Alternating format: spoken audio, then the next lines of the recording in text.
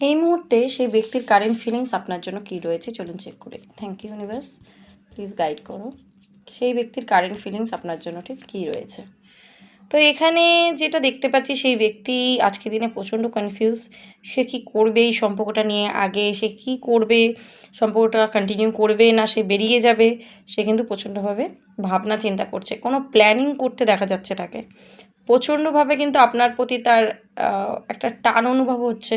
হতে পারে আপনাদের লং ডিস্টেন্স রিলেশনশিপ, যদি এই মুহূর্তে কথাবার্তা হচ্ছে না তো আপনার প্রতি প্রচণ্ড ক্রেভিং কাজ করছে এই মানুষটা দেখতে পাচ্ছি। আর যদি লং ডিস্টেন্স নাও হয়, হতে পারে দূরত্ব হয়ে গেছে, এবং এই ব্যক্তি কিন্তু আপনাকেই তার নিজের লাইফের হাজবেন্ড বা ওয়াইফ বানাতে চায়, বা একজন বেস্ট পার্সন হিসেবে আপনাকে লাইফে রাখতে চায়, আপনাকে ছাড়তে চায় না, ঠিক আছে।